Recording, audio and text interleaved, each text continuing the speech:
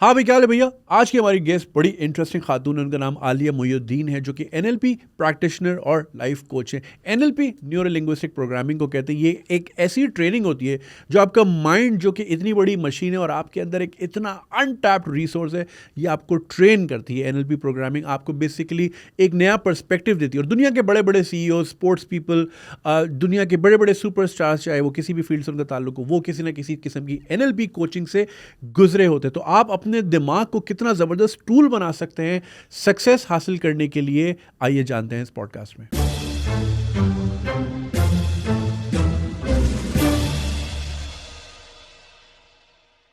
Aliyah, thank you so much for being here. Junaid, I am so excited to be here. Thank you for inviting me. My pleasure. And so am I, because when my associate Namra told me I have someone who's an expert in NLP, and I'm like, please bring her on, because that's the conversation I really wanted. So a lot of my audience is out there, and they're always very, very pursuant of new knowledges, basically. And I'm sure a lot of you guys know about NLP, but those you don't, for those who don't, please explain what NLP is. Okay. So NLP stands for Neuro-Linguistic Programming. And what NLP looks at is the relationship between how we think, what's happening in our head, in our mind, essentially, our linguistics, the words we use, and our behaviors. They all work together to create our outcomes. And so what NLP fundamentally is about discovering and modeling excellence. So how are some people successful in their lives? How can you create excellence? NLP itself was something that was created in the 1970s in the US by Richard Bandler, John Grinder, and Frank Pucelik, 3 people. And now it's all over the world. And they were very interested in, it was a period of time when there was a transitionary period, actually, the 70s, right? People were finding new meaning, were looking for meaning. There was a sense of an evolutionary mindset that was taking place at that time. And so they were curious about, how do some people create excellence in their lives? Are some people just born excellent? Are just born with success? Is there a gene? Or is there not? And what they found was, what they discovered as they modeled certain people who were very, very good in what they did, was that successful people follow a strategy. So, and if we all follow that strategy, and there are multiple strategies, but if you follow that particular strategy, we can achieve success in our lives too. And it's all a combination of how we think, what the process is happening in our head, how we communicate, the words we use, and the behaviors that we have that create success. And anyone, if they follow that strategy, can create success in their lives. And when you say success, because success is a very subjective matter, but like in a grander scheme of things, how do we rate what success is? Great question. And I actually mean success in a subjective context as well. Because NLP, what NLP teaches us and teaches one, can be used in any area of your life. Whether you want professional success, whether you have a specific goal you want to achieve, whether you want to enhance well-being, whether you want to have an enhanced relationship, whether you want to be more spiritual, it doesn't matter. A goal and success is in anything that you desire, that you want to achieve, you want to be, you want to have, you want to do, and being able to achieve it in a way that's resourceful, sustainable, ecological, so to speak. So success is a subjective term. I'm not a believer in the fact that everyone has to have concrete goals and outcomes. Yes, they are meaningful in certain contexts. But what NLP does, it sets us up to express the best version of ourselves, to step into the best versions of ourselves, if that makes sense. So essentially you're saying that it's not a particular gene, or it's not a code. Anyone can train their mind and be successful. So like we say, mind over matter. So that pretty much stands for itself. So how can we train? You said by choosing the right words. Now this is something that's very important. I have noticed a lot of people in my life, in my close friends and people in my vicinity, they use very negative connotations when they're talking about something. How can we positively change our mind when it comes to speaking? Yeah. So well said, exactly. The words we use have a direct impact on our psychology. And so one of the things we say is our psychology impacts our language as much as language impacts our psychology. And our psychology impacts our physiology and behaviors as much as our physiology and behaviors impact our psychology. Right? That's like a poem. Yeah. And Right. so, for example, when people talk about, like you said, in negative terminology, what happens when we're using these the negative terminology is we create a picture in our mind that is representative of that negative terminology. And then we start basically running around it. Now, in NLP, we also look at the relationship between the conscious mind and the subconscious mind, right? And we have a saying that the conscious mind is a goal setter, and the subconscious mind is a goal getter. Executioner, maybe. Yeah. Okay. So NLP also looks at the relationship between our conscious mind, which is what we say, what we think, our meaning making, our processing, our data, all of that, planning, and our relationship with our subconscious mind, where all our deep values, all our core identity, deep-seated memories, lots of other things occur. How we process information, all of that is happening in the subconscious mind. Now, the relationship between the conscious-subconscious mind is like a GPS machine. Okay. Right? So you say, so when I was coming here, I put in the coordinates that Namra gave me, and the GPS machine in the background found, the computer found the closest distance to get to this place from where I was, right? The subconscious mind and the conscious mind works in exactly the same way, except the subconscious mind does not recognize a negative. And Really? this is a really, really powerful thing to realize. Wow. So when we say things like, I don't want to turn out like my mother or turn out like my father, Right. and then we're like 20 years on, we're exactly like our mother and father, like, what the hell happened? I didn't want to be like them. It's because the subconscious mind doesn't recognize a negative.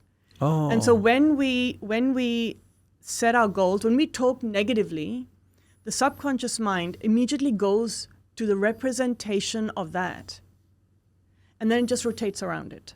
Okay. So I'll give you an example. Absolutely do not, Junaid, absolutely do not think of a blue elephant. Do not do it. Do not do it. I did. You did. And that's the thing. You have to think about it first to then try and not think about it. And then the more you try, the more you do. Yeah. And the difference between, so if I had to transfer that into goals or emotional states or anything, say, for example, many people will come to us and say, I don't want to be unhappy, or I don't want to be angry all the time. It's like, well, what do you want instead?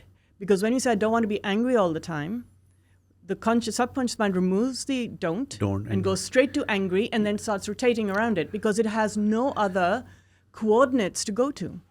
Right. But if we say, so what do you want to be instead? I want to be happy. I want to be confident. I want to be fulfilled. I want to be peaceful. It's a very different destination. And most people mean this in terms of I want to be peaceful or whatever when they say I don't want to be angry. And they just say it as I don't want to be angry. They're two different destinations. And so with NLP, we help people. I mean, there's so much more depth to it than that. But in a sort of a simple nutshell, that's what we help people do. Is to realize how powerful the words we use are.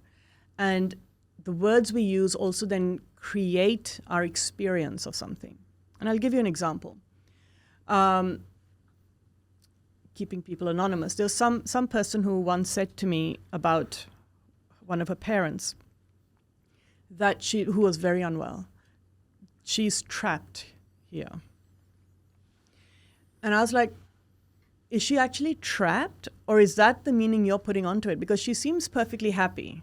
And to me, I mean, she's unwell, yes, but she doesn't look like she's trapped to me. So I'm curious, when you say she's trapped, is that the actual reality, so to speak? And she said, well, no, but I feel she's trapped. And I said, well, you need to be really careful how the kind of language you use, because when we say things like, okay, well, I'm trapped or she's trapped, we've created a boundary, if you like, or a context of how we're experiencing something. Mm-hmm. And when we change our language and our communication and the words we use, even to communicate with ourselves, how to describe our experience, it changes the dynamic of that experience, of how we view anything, right?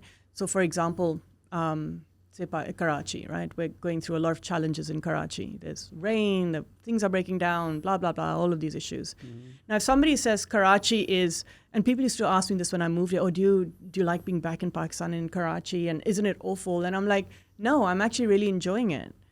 And well, I do get frustrated by the issues, but I am enjoying it.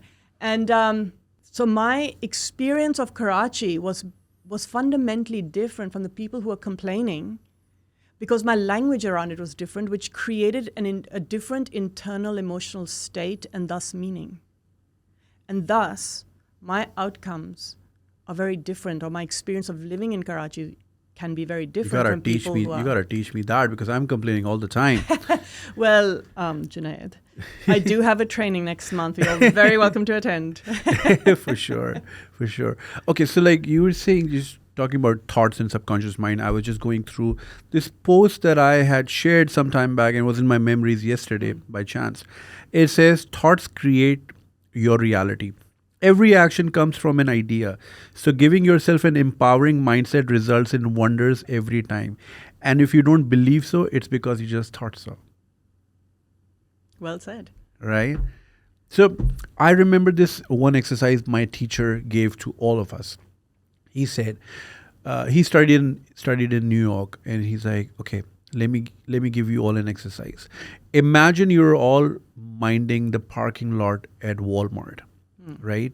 And there's a specific parking spot that you cannot give it to any customer. And they're going to want to come in because, yeah, it's an available spot. Your job is to tell them to park somewhere else, but without saying no. How are you going to do that? So a lot of people came like, oh, you can't park here. Oh, it's designated. Like, you can't say no. So he said, what you need to say is, why don't you park over there? It's a much better spot. It's closer to the gate. It's closer to the exit. This one has a tree. The birds might poo. I have a better option for you. Like, see, this is how you train your mind without saying the negative words. Yeah. So like, take me through your program without obviously giving a lot, but like, what happens in your class or in your consultation? Is it one-on-one? Is it like a group of people? And are you on a projector, or what kind of exercises people are doing? So in terms of what I do personally, professionally, is I do coaching, which is one-to-one coaching, relationship coaching, mostly leadership coaching is what I'm doing now. We also have a lot of other coaches who've been trained by me who do life coaching for people who are interested in that. So we do a lot of work within the corporate sector. Our flagship thing is our NLP trainings, which are internationally certified. And these trainings are held in Karachi. And in fact, I'm going to Dubai soon because there's opportunity to run them there as well. Nice. So these trainings are run in Karachi, and we run them ever since COVID happened. We run them as hybrids. And what that means is that the people in Karachi attend live in the room, and people from anywhere else attend online via Zoom. So so they have an online experience of it, and we have the in-person experience of it. What has been amazing for us, and I'm really excited by, is that now we've come to a point that many of our trainings, we have people who are finding us online. So people from the UK, people from the US, Canada, France. We've had people from Dubai. Some of them are expat Pakistanis, but some of them are actually just people who found us and have chosen to come and attend our trainings. So we're getting more and more of a sort of international, multicultural flavor to our trainings, which is very exciting. Interesting. Yeah. But don't they have anything locally available, or is it because of the price point? Because I guess both. Right. Yeah. Right. I guess in terms of this goes into the concept of agility, right? How agile are you? I consider myself and my company to be highly agile. So when COVID happened, we sort of pivoted very quickly.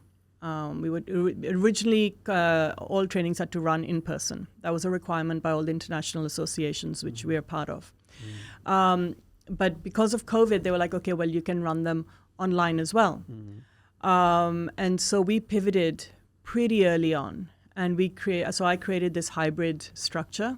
So some people run them entirely online. So we have this hybrid structure that works really well. And I guess then it became a price point, as well as, I don't know, they got good reviews. People Googled us. And maybe you're amazing, of course. Exactly. But I will say one thing, and I won't just say it because of me. There is life before NLP, and there's life after NLP. And everyone who does our trainings, but even beyond. So I'm not going to take full credit here, but NLP has the capacity to change your life and how you engage in your life. So how do you measure at the end of the course or at the end of the training, how do you measure, what are those parameters where you figure that this guy came in with X amount of score and now he's leaving with this amount of score, so I did a good job. So how do you measure that? So before I answer that, I'll just go back to the question you originally asked as well. So the structure of our training, like I said, is hybrid. We run our training over 15 days. So we're very much aligned to the International NLP Trainers Association. It's one of the premier associations in the world, which I'm a member of. I'm also part of the International NLP Leadership Summit. So we have longer trainings than a lot of other people do. There are some longer ones, but we're kind of within that sort of 15-day period. We'll run it over 3 modules. So 5 days, break, 5 days, break, and then the final 5 days. When people start, they come in, there's a whole system in place of, what is a reason for being here? I mean, since NLP is so goal-oriented, outcome-oriented, what is your purpose for being here? Generally, from our perspective, we have 3 purposes for training. The primary one is personal/professional development. So you come to this training to achieve something for yourself, right? That's our primary thing. Sure. The second one is people come because they want to enhance their skills. So professionally, right? They want to bring in the skills of NLP into whatever category of life they want. And NLP can be used in any area: education, therapy, health, sports, children, HR, etc. It can be used in any area. And so we have a very diverse group of people who attend because of that. Oh, really? So there must be a very diverse age bracket as well. Yep. And the third reason that we do these trainings and is a focus is to accredit people. So certify them to become NLP practitioners, and then they go on to become NLP master practitioners, and thus they become NLP coaches, master coaches. So the process is because these are internationally certified. There's a criteria one has to follow, right, to become certified. And it's there are many aspects to it. It's your engagement, it's the understanding of the concepts. There's various things that one has to do. So that's how we run it. And then we go into Master Practitioner, which is an even longer one. It's a much more intense one. But by the time people finish Master Practitioner, they are confident, capable, and efficient coaches. And then they take it into different areas. Interesting. You mentioned that you also help, like NLP can also be a good tool when it comes to helping people with their relationships. Yep. Tell us about that. At what stage people, because people more often than not, they choose counselors or couples therapists. At what point does a man or a woman realize, oh, maybe I need NLP? Or how should NLP they coaching? Yeah. How do they come about it? I'm going to share an example with you that I share in all my trainings, and anybody who's listening to this who knows me will have heard it a million times. But as an analogy of how NLP and coaching works is, say for example, you're drowning in a river. Okay, now this is simplistic. I know there are more elements to it, but just as an analogy. So you're drowning in a river, and you go to a psychiatrist. A psychiatrist will often give you medication, and the drowning will continue. Mm-hmm. There's enough research to show that after a certain time, you need to increase the medication. So the drowning process is still happening, you're just numbed to it, right? Until the body adjusts to the medication, and then you need more. Mm-hmm. You go to a counselor or a psychologist, and they'll talk, and you'll get a real understanding as to the reasons why you're drowning. Mm-hmm. You get great clarity on it, but you don't yet know how to help yourself. Mm-hmm. When you come to a coach will say, there's a riverbank right there, and I'll teach you how to swim. So don't focus on drowning, focus on learning how to swim. That's the coaching structure. And then we'll say, and there are certain stumps under the water that can help propel you further. So for example, you may have a belief that human beings weren't meant to swim, right? And that's why you're not even trying to swim, so you're drowning. And when you start learning how to swim, that belief goes away because our beliefs are actually made up. You may have had a trauma, maybe a bad experience as a child, falling into water and nearly drowning. And so there's a trauma there, and that's freezing you. There are techniques, there's stumps under the water that can help you get over these things. As you keep your eye on the riverbank and your focus on swimming. So we have some really amazing techniques in NLP that can help actually disconnect trauma, let go of limiting beliefs, let go of strong negative emotions that have held people captive for decades in a matter of moments, in a matter of over these 15 days. We literally have people who attend our trainings, they come in and they leave as different people. We've had people who've carried trauma for most of their lives, and they've been able to let a lot of it go. Sometimes all of it go, sometimes a lot of it go, and the rest can be gotten rid of through the master practitioner process as well. We've had people with limiting beliefs. We've had people with strong negative emotions, and they've been able to release a lot of this at the master practitioner level. And so how we structure our training is that NLP, the practitioner is for you to internalize the experience, you to deal with whatever it is you need to deal with. And then at master, it's like, okay, now we're going to set you up to actually help others. Oh, interesting. To make it in a sort of a particular sort of way of So saying basically, so they make you acknowledge the problem that it's there. So it's not even acknowledge.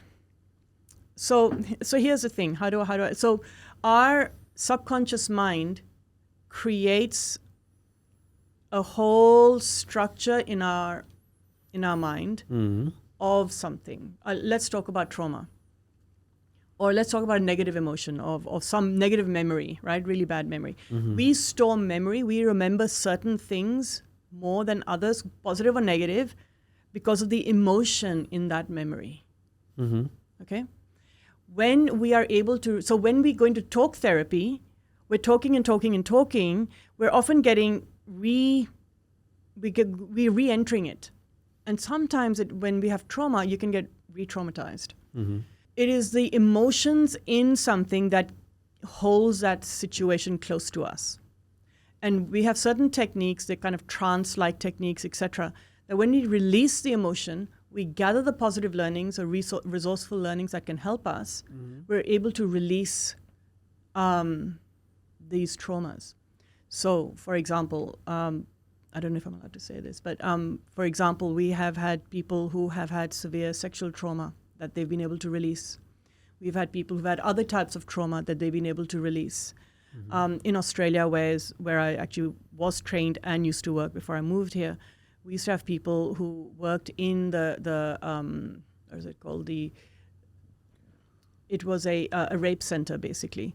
And a lot of their psychologists would come and do trainings with us because they found that the techniques that NLP has was so much more effective in helping the people who would come to them in their rehabilitation. So we're able to, NLP is, I believe it can be magical. I'm a real evangelist. So when it comes to NLP. So we were speaking about the subconscious mind earlier on, and how it works and how it negates the negative words and emotions. and how we can channelize our conversations into a positive outcome. What role does manifestation take with that? Oh, so manifestation is something different, a little bit different. In NLP, we do help people, encourage people to visualize and experience their goal as if they're already experiencing it, right? The reason for doing that is we're giving the subconscious mind the coordinates on where to go. We have a saying in NLP, if you spot it, you've got it. Yeah. If you can language it, you can have it, right? Now, but then you have to take the steps. You have to do the swimming, right? Sure. You can wish yourself to get to the riverbank, but unless you swim, you will not get there, right?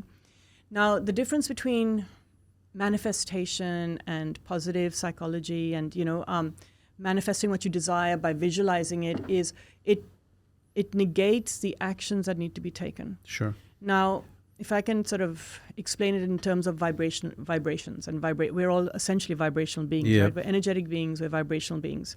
The vibes. Yes, yeah. And so if we're vibrating at a really low energy level, right? Depressive, hopeless, any of that kind of stuff, right?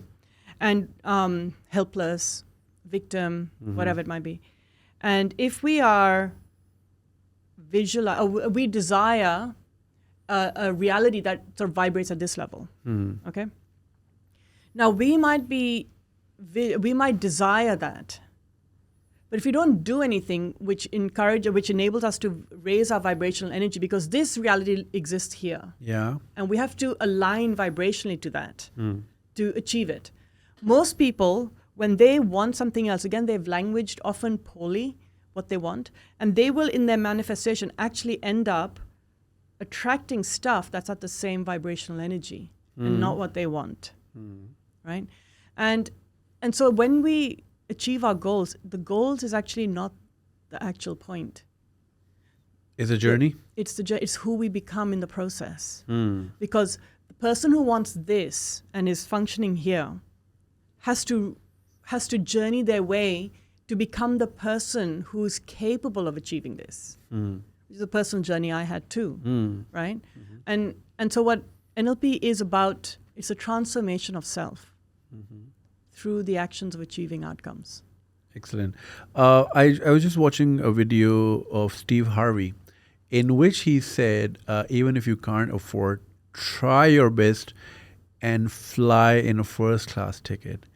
And the experience that you'll get there, just savor that moment. And the next time you are going towards the economy, you're like, nah, I got to be there again. And that's how you'll train your mind to do the right things that can keep you getting into that first class. So experience that firsthand. Similarly, one of my friends used to say, back in Dubai when I was working there, he's like, just wear a suit, go to a Mercedes showroom and just sit in one of those cars and see how it feels. Just like, touch the leather, enjoy. Like that's what I did with Tesla as well. I manifested like, I really need this. And then I have to train myself. And I know I cannot just dream and get it. I need to do the necessary actions that are required to acquire what I want. So what do you say about, like, I get what you're saying, that it's not just dreaming, it's also actions. It's all actions. But don't you think manifestation at some point can play that role? Yes and no. Yes and no. So if you dress up in a suit and you go to a Mercedes showroom and you sit in a car and you realize what that feels like, and you're like, I want this reality. And then you do the do. So that reality is your riverbank. And then you learn how to swim to that riverbank, right? Now, in terms of Steve Harvey's example, it's a similar kind of example. One has to be, with all due respect, one has to be careful. Because you can go and you can experience business class, first class, but you might not be living the lifestyle of being able to afford it. And most successful people are very prudent with their money. There's a lot of respect that they have for money. For sure. And they don't just throw it around. When I talk about in my trainings, I talk about the principles of change and the 8 principles, whatever they are. And one of them is your relationship with money. And another one is your relationship with your sense of self. And the two are very directly connected. Mm-hmm. And when we explore the relationship people have with money, you'll get a real reflection of their relationship with self. Mm-hmm. And money as an energy, it has an energy, right? It's a concept more than anything else. Mm-hmm. Wealth is a concept. And money as a value is one that needs to be, yes, you need to respect it, nurture it, love it, sure, but show respect for it. Because if a lot of people are trying very hard to show wealth when they don't have it, so they'll do the business class or the first class or the this for or the that. gram, yeah, for the hashtag, life's and good. they drive themselves very quickly into very problematic situations, Mm-hmm. right? When they're living outside their means. So I understand what Steve Harvey means, but that kind of a goal, or to sort of propagate that, with all due respect, can be dangerous. Mm-hmm. Because it can encourage people to live outside their means. Yeah, and like you buy a first class ticket and then you be broke for 2 years. Yeah. I mean, it can be very irresponsible. Yeah. And responsibility is also very subjective. It differs from people to people. That's I totally understand. Most people live a life at default, and they live under the radar, and they live a whole life believing they can never be that person or be where that person is, and they just never dream, and they live a quiet life of desperation. How can we train them, and how can those people come out of that, and what necessary measures do they need to take? Yeah. I love this question, and it's one, again, that I talk a lot about, and I talk about it in different perspectives, and there's a spiritual perspective to it as well, from my view, if that's okay to share. Most people live their lives by default. Most people live their lives just thinking that's how it is. And they believe, whatever their limiting beliefs, as we call them, their beliefs that they have that limit them, they believe is true. And they believe that's the absolute and hard truth. What NLP teaches us is that our beliefs are made up. Our empowering beliefs, our disempowering beliefs are all made up. They, at an unconscious level, we've either inherited it from other people, our parents, our society, or whatever it is, our religion, all these different spaces, or we've created through experience. But they are made up. And that means we can change our limiting beliefs. Now, most people, like I said, are living life with their eyes, to sort of quote a movie, with their eyes wide shut. Mm-hmm. They just live, at a default, humming with dissatisfaction. We have most religions say that we're made in the image of God. It doesn't mean that our physical manifestation is what is made in the image of God. What it actually means is that within us, we have all the resources we need to succeed. The universality, the omnipotence of God, we are like stardust of it, right? Mm-hmm. And we have the capacity within us. And so one of the belief systems of NLP is that we have all the resources to succeed. And I believe, this is my own personal belief, I believe that the greatest blasphemy in the world is when you don't live to your full potential. Oh, that's so beautiful. And the greatest form of worship is when you do. Because it is an acceptance, a recognition, and an honoring of gifts given to us. And so when we have emotions such as sadness, not even sadness, depression, anxiety, stress, frustration, that internal sort of, churning inside of us of dissatisfaction, and it's because we have the resources within us for greater self-expression that we're not connecting to, and our higher selves, our form of worship is to connect into that, to live that best life. We're not here to just clothe ourselves and look beautiful and drive great cars. We're here for a greater purpose. We are more than just our physical beings. We are spiritual beings. True. And when we connect into that infinite well of resource within us, we can actually live a life that is so much more meaningful. And my personal goal in life is, and many people who've done our trainings, theirs has become similar, which is when I transition out of this life, I want to go knowing I did an amazing job. I'm really proud of the way I lived. It's not my achievements, but it's how I lived. And that I used every bit of that gift that was given to me. Because I think that's actually the purpose. So for me, NLP is an opportunity.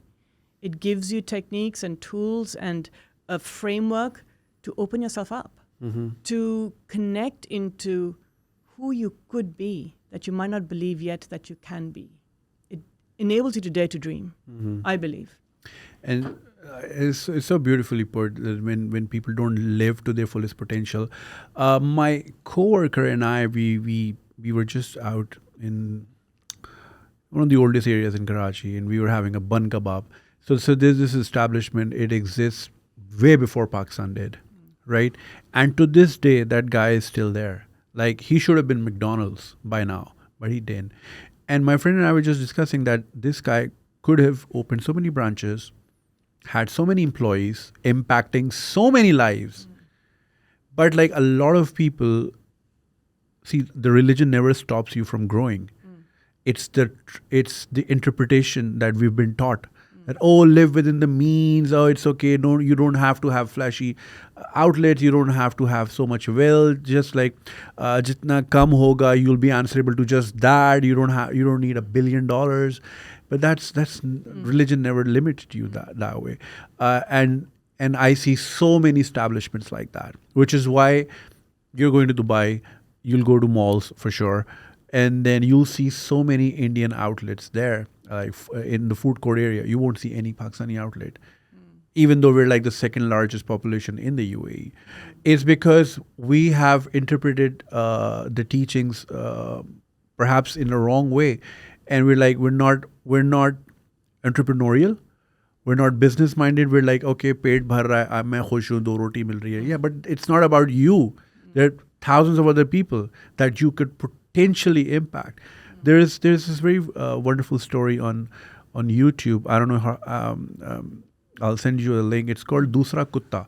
It's about 2 dogs outside a factory, and then I won't spoil it for you, but it speaks around pretty much the same idea. So I'll send you the link for sure. Perhaps you can include that in one of your. I would love to. It's a beautiful story. Yeah. It's about like impacting more lives, and that's exactly what I'm doing. Yeah. I was happy with whatever I had way before, but then I figured that I might have a bigger purpose in life, and I can perhaps, if I can impact more lives, why not? And we all do, by the way. We all do. Because we're not human beings having a spiritual experience. We're actually spiritual beings having a human experience. That is true. And we are built for growth, right? We're built for needing more. Our desire for, when we all do charity in some form, whether not just paying money, but actually do stuff for other people, whatever that is, without expectation of recognition or reward or any of that, it fulfills us in a way that is undescribable by science. That is true. It's a soul fulfillment that we get. We are built for growth. And nurturing and sharing. Yeah. And often people mistake, they sort of use the thing, well, you need to be grateful. And that wanting more or having ambition is being ungrateful. And they connect the two. And it's not accurate. You can be very grateful for what you have and still strive for more. And I'm not talking about money here. Yeah. I'm talking about impact. I'm talking about what we call the ripples we create in our lives. Basically. What are the ripples we're creating in our lives? And what's the impact it's having? It's interesting. I got into this industry over 10 years ago now, and it's, like I was telling you, it's transformed my life. There's, over the last a few years, the amount of demand, interest, curiosity, desire for NLP and coaching has just skyrocketed. Because I do believe that people are now looking for greater meaning. They are looking for, okay, well, this is what the experience I'm having, and I want more. And I don't mean this in a material way. Sure. I want more. I'm looking for answers. I'm looking for taking the next, to take my life, myself, my career, my relationship to the next level. Rather than going down the rabbit hole of problem, they're like, I want a new paradigm. And NLP enables one to transform our paradigm. Interesting. A lot of people are hardwired on negative emotions. And when you talk to them, Seneca said, you suffer more in your mind than you actually do. And I see a lot of people, when I read this and I see a lot of people around me, I'm like, you're literally living what Seneca said like thousands of years ago.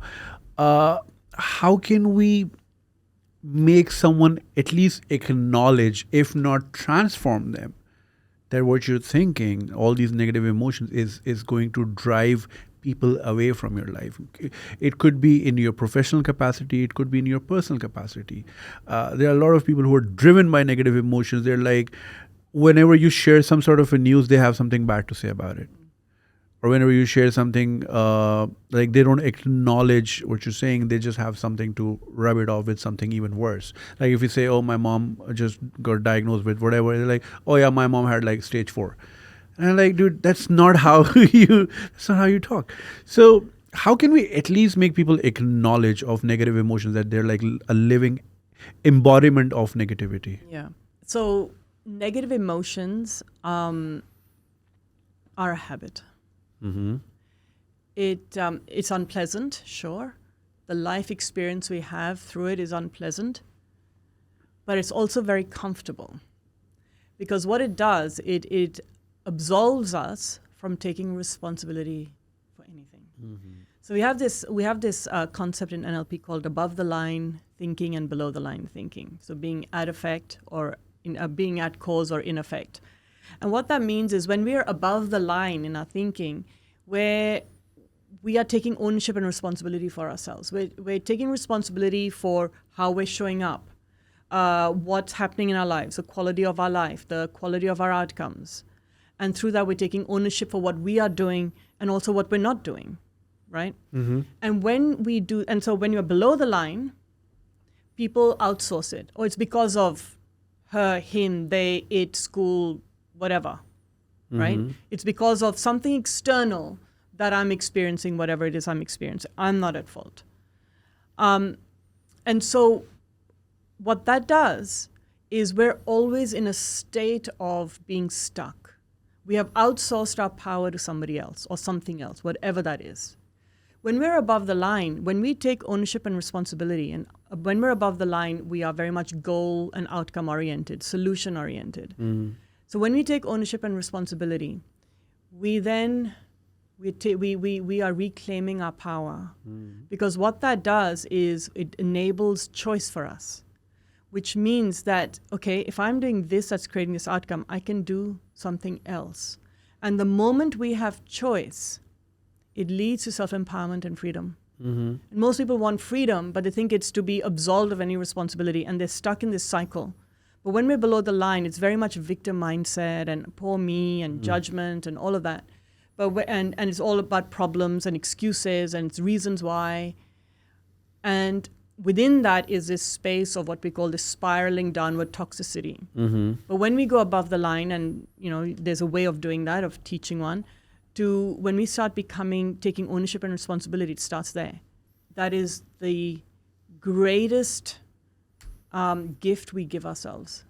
And even in terms of, and this is something very challenging for people when we start coaching, right? When I do coaching with people. And they because you can't hide anymore.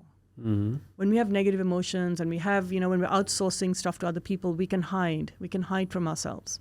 But when we step into, okay, taking responsibility and ownership, oh my gosh, you can't hide. And it's painful. But when people break through that and they get through that, they have the capacity then to fly. Do you agree with this quote? I'm just forgetting the philosopher's name. My bad. That pain is inevitable, suffering is optional.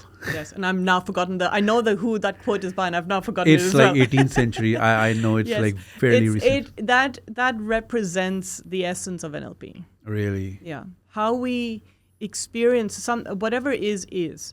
How we experience it is a difference that makes a difference, right? Right. So yeah, I that's one of my favorite quotes. I love it. All right. You initially mentioned that even children can, take these programs, and it can. I mean, I think it's for the better, because the sooner they crack the program, I think they can lead a fair life with less misery, perhaps, if you may.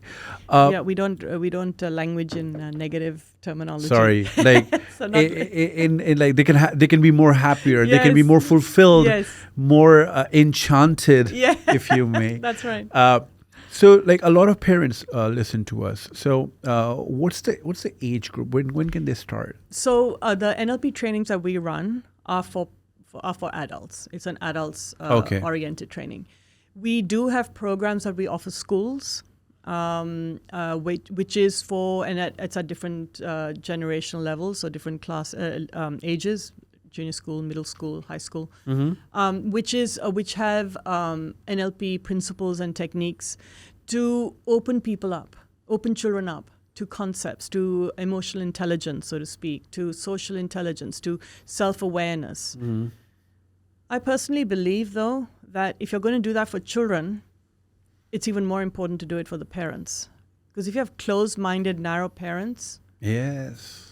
and you have open-minded, self-connected, self-aware children, you're going to have a lot of issues. It's a So a lot recipe. of, yeah, and a lot of schools, show interest, and like, well, you need to work with the teachers too.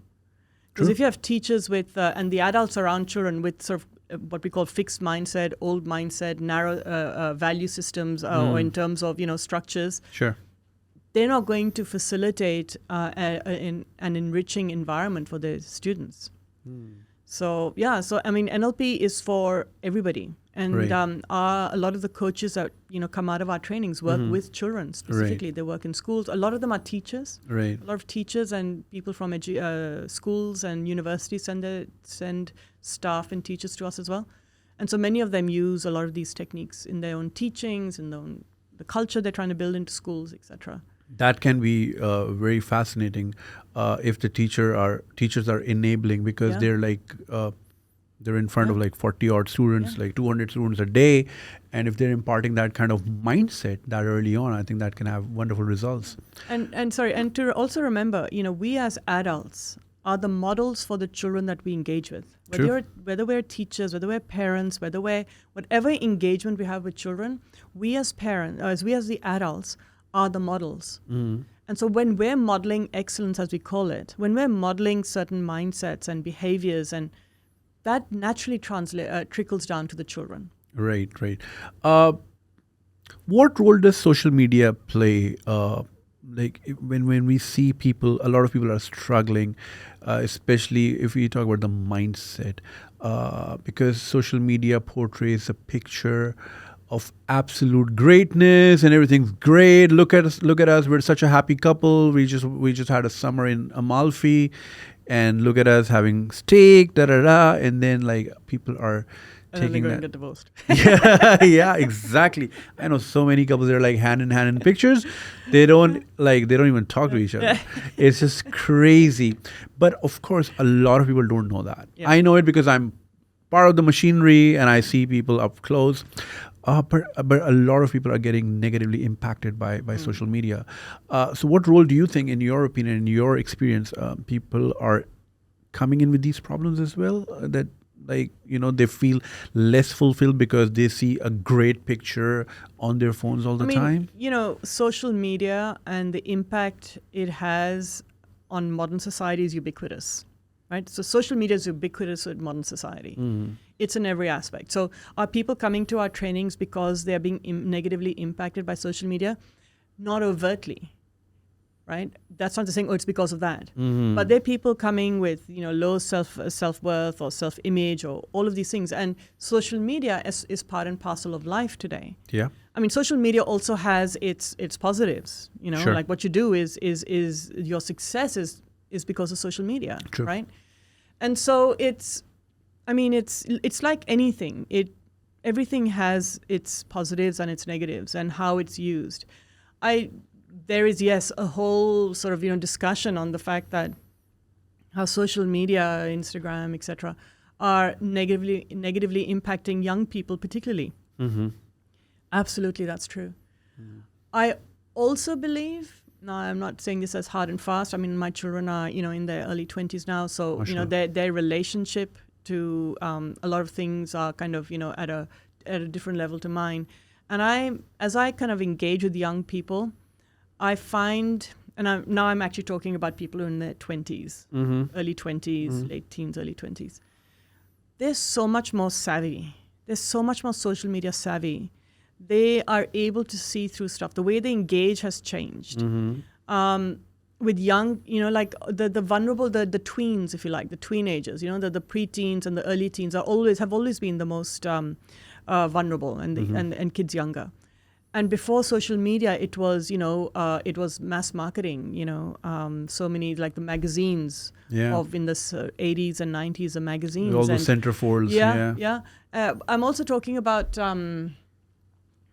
the Cosmopolitans and the ones that were actually targeting the younger girls. Yeah. It was all about, this ideal body type and image and face and this and that and clothes and whatever, and which made young girls, and that was it, in the 90s, there was this huge issue around anorexia. Yeah. Because of these magazines. True. and advertising on TV. So yes, I agree that social media, there is this thing happening. I personally believe it's happened in any form of media.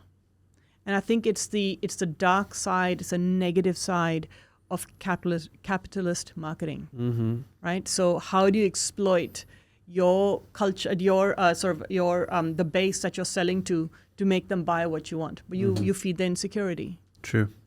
So yeah, and tomorrow there'll be something else, and it'll also have that impact in some form. Absolutely. So being a Desi society, we are only focusing on the IQ side, but like when it comes to connecting with our own emotions, there's like the EQ side of Desi men, if you may, is like at the lowest.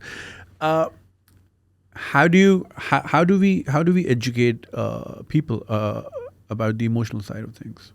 You know what? I don't think it's just Desi men. Okay. There is a global crisis of toxic masculinity all over the world. Sure. It's definitely enhanced in Pakistan. Yes, it is. But it's a global crisis. Right. There is a certain, I think, and I'm not just saying this by myself. There is a lot of research to show this as well, where there is this sense of men are questioning what resourceful manhood means.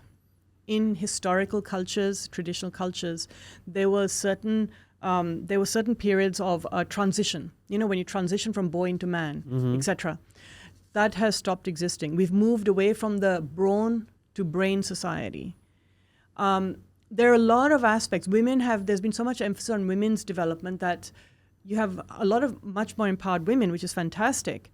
But men haven't kept up in their empowerment, and so they revert into toxic masculinity to assert power. I also do believe that the current younger generation, they're amazing. I'm actually a real fan of the youth. I think all of the world, especially Pakistan, by the way. In spite of issues, I think there's a real dynamism in them. There's a real paradigm shift in the youth, and I think that's exciting. But the toxic masculinity that is pervading modern society globally is a problem. And there is a lot of focus on it. There's a lot of conversation around it globally. Right. One of my goals through my trainings, I mean, when I moved to Pakistan in 2017, nobody knew what NLP was, or hardly anybody did. And many who'd heard of it had heard negative things about it. Nobody knew what coaching was. I used to go to organizations, say, hey, I'm a leadership coach, and they had no idea what I was talking about. And 5 years in, I'm so proud of the fact, and it's not just me who's done it, but I'm proud of the fact that, NLP is something that a lot of people are talking about. Coaching is what a lot of people want. Nice. Most organizations are now looking for coaches. All of that is amazing. So part of my goal is to really establish the coaching ecosystem in this country. And that means that in training people, giving them skills to then go out and coach in multiple areas. So there's some men who've done our trainings. It's like, you would be an amazing coach for young men because there is a vacuum that needs to be filled. And there is a searching that's taking place too. Right. So yeah. That's amazing.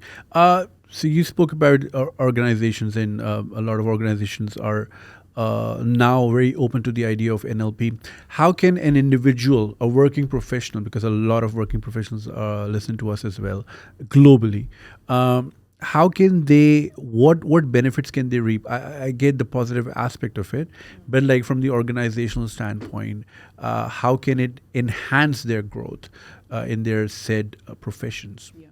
Great question.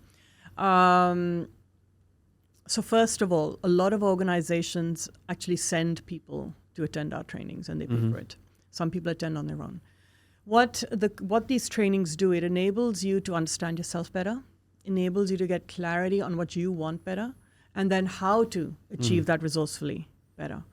It enables you to transform your communication capabilities, your emotional intelligence, your ability to be able to understand other people and develop what we call rapport and behavioral capabilities to be able to engage with people in a resourceful way. To be able to negotiate more effectively when you need to negotiate if there's a difference of opinion, for example, or you want a job or a raise or whatever. But fundamentally it teaches you how to show up and how to have your goals in place and then how to achieve it. Right? How do you communicate? How do you behave? How can you decode the person you're engaging with so that you can speak his or her language, so you can get buy-in, so you can influence people? The ability to influence is what NLP gives. Right. My friend that I was telling you about, who told me about NLP for the first time, he gave me an example of Tariq Road. So whenever you're there to shop from a local store, and the shopkeeper will be like, he would tap your shoulder, be like, "Bhai sahab, ye le lo." So that tap on your shoulder, or like that simple touch, can change your decision making. Yep. And because it emphasizes the level of trust if someone's touching you gently. And I know it's inappropriate, of course, now. I'm talking like 10 years ago. But like, does that have some sort of magical powers? So it's not magical powers. What it is a power of what we call sensory acuity, observational skills, to be able to recognize what works for somebody and what doesn't. So for some person, if you touch them, it can definitely lead them into, oh yeah, I will buy it, because it can create a connection. For other people, it can be like, don't touch me. You don't know me. I don't know you. How dare you? Sure. Right? What NLP does, it helps you to Gauge the situation. Yeah. Will that help? Will it won't? Oh, okay. Should I touch this person in a appropriate way? Sure. Or not? Right? Right. So that's what it is. It's NLP teaches us about how we think, how we process, and rather than what we're thinking. Does it make your mind racy? Racy. Like, it's like the processor is like really fast because you're like thinking it's an engine, and now you have this NLP chakra or mantra, and you're like, does it make you crazy over time? Well, I don't know. Depends. Crazy. Being crazy is a subjective term. A lot of people say this, like, oh, this is all very cool, but my gosh, it takes up so much time. And I think when you first learn anything, it can take up a lot of your, your sort of mind, your thinking, conscious thinking processes, right? Right. But as you become more and more adept at it, it actually frees you up so much. It gives you so much more time because you are showing up so much more resourcefully. Your effectiveness, your resourcefulness, your efficiency, your productivity, everything is transformed. We have this scale. And this is not just NLP based. We teach it in our course, but it's a global concept. Is that we start something, we start at unconscious incompetence, which means that we don't even know what we don't know. Right? Okay. We don't even know what we don't know. Say, for example, driving a car, right? There's an unconscious incompetence and we get driven around. We have no idea how to drive. Oh. Right. Then we get to conscious incompetence. Okay, so we now know something, but we're terrible at it. Yeah. So again, using the analogy of driving a car, we'll get behind the wheel and many of us may have drivers who are illiterate, right? And so how could, I'm educated, how difficult can it be? This person is uneducated. How difficult can it be? And especially when we used to have gear stick, that's how I learned. You put your car into gear and suddenly it stalls and it stalls and it stalls. And it's like, oh my God, I'm not good at this at all, right? So we're at conscious incompetence. Then we slowly are able to get it from we're able to get from the first gear into the second gear, and then it may stall or may not, whatever. And we're like, this is a lot harder than I thought. So at conscious incompetence, it's taking up all our brain cells, all our thinking. And then when we keep doing it, then we get to what we call conscious competence, which is like, okay, so using the car analogy, you're like, the rules of the road, you know how to drive a car, you know how and you can actually move the car effectively. So you're driving your car and you're like, don't talk to me, I have to do everything and I have to look in the mirror and I have to change my thing and I have to look, and you know exactly what you have to do, and you're really, that's all you can do. That's all that your mind is focused in, is doing all of this. And then there comes a time when you got into the car to go to work and you were probably listening to music. You'll be probably thinking about what you had to do during the day. You're maybe thinking about an argument you had with your partner the night before, or you might think about what you're going to have for dinner, or you're chatting with somebody on the phone, hands-free, of course, etc. And you get to work, and not for 1 second do you think about, did I look in the mirror? Did I look in the side view? Did I change gears? Did I use indicator? What was happening on the roads? Am I really that conscious about it? You just went. And we've reached unconscious competence. Interesting. Which is, it's totally absorbed in our muscle memory. We don't have to consciously think about it. It just become part of our processing. Right. And we become the best drivers when we're unconsciously competent. Yeah. And NLP and all of these techniques is exactly the same thing. So it basically gets you on autopilot. It enables you to get there. Right. If you do it enough times. Right. Are 15 days enough? Nope. I don't think any amount of time. This is an ongoing journey. What the 15 days does is it opens up a new world to you. And after that, of course, we encourage people to sign up for Master, because then that kind of closes the loop, if you like. But it gives you a framework that you can then use in your life, and it is a generative approach. So you're always growing with it. Right, the 15 days definitely gives you a very, very solid framework from which to springboard into whatever it is you want to springboard into. Aliyah, how do we figure out which life coach or NLP practitioner is legit? Because I've heard there are lots of courses on Udemy, Coursera. They do a 2-hour training and all of a sudden they're a life coach. What do we need to look for? Yeah, such an important question. I can't tell you how important it is. And I'll tell you the reason why it's so important, because we've actually had people come to us with complaints about, well, we went to this coach or that coach or this course or that course, and they've had disastrous results. I'm like, well, it's got nothing to do with us, for one. It's, when we become life coaches, it's important, standards, ethics, professionalism is really, really critical. When we are helping somebody else, there is a critical duty of care that we as professionals have to ensure for the people we're dealing with and also for ourselves, right? So that we create a safe space for everybody involved. Really, really important, because we can actually end up doing more damage than good. Now, there are right now NLP and coaching are buzzwords. People are looking for it everywhere. It is exploding all over the world, and especially in Pakistan because it's one of the new world. Pakistan's part of the new world as far as NLP and coaching goes.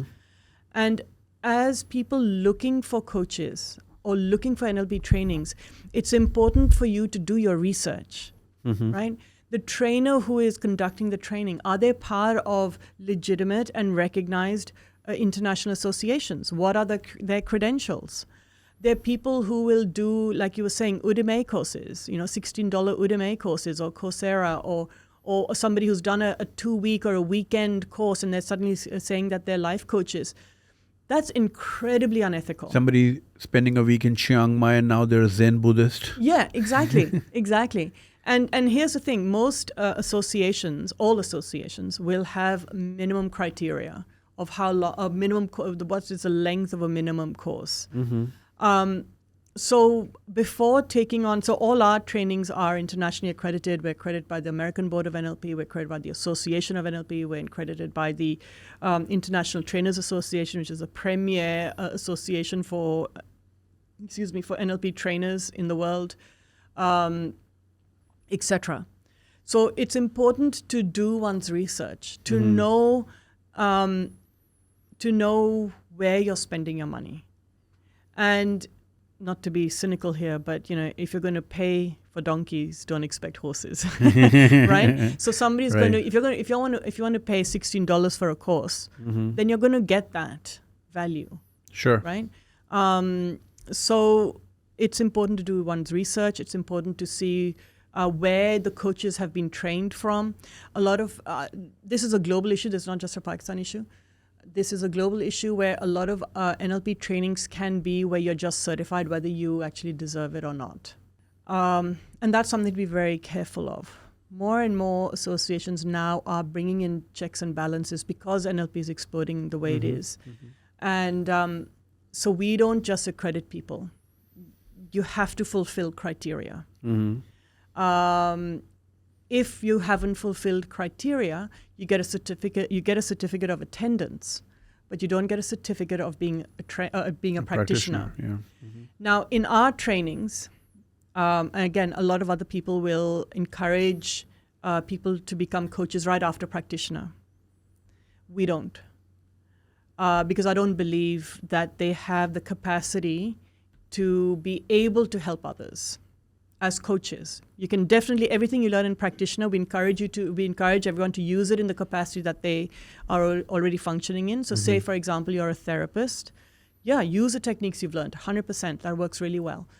If you are a teacher, use the techniques in your classroom. Absolutely. If you're in HR or a trainer or this or that, whatever, absolutely use them. But as a coach, we don't encourage it after practitioner. When you come to master practitioner, then not only do you go far deeper, far more in depth in all the concepts and techniques, but you're also taught how to be a coach. Right. How to conduct a coaching session. There's a system that you have to follow. Right. There's a system you have to follow. Right. So, and then you put the NLP techniques within that system. So at Master Practitioner, which is a much more intense one, there's a lot of learning that's happening. There's a lot of growth that happens, and there are a lot of to-dos to do to sort of graduate from it. Our coaches are doing incredibly well, and they have international clients. Some of them have gotten jobs overseas on the back of the trainings they've done with us. So I mean, it's important if you're going to get a coach, you do your research, you ask important questions. If you're going to do a training, you do your research, you ask the important questions. Right. And speaking of life coaches, how important is it to have one? And don't you think having a life coach around, because like you keep learning and you like nothing is nobody's perfect, and people tend to make mistakes, or like people tend to get a short end of a stick every now and then in life. I still keep learning. Is it not important to have a life coach around with you, or like in your life at every step of the way? There used to be a saying, you may have heard it a long time ago, that half the world is in therapy and the other half needs it. And I think that applies to life coaching too. Half the world has life coaches and the other half needs it, or whatever form of coaching, leadership, whatever. The thing with NLP is that we can have change and transformation can happen fast. So in coaching, we don't believe in like long-term coaching, that you have coaches for years, right?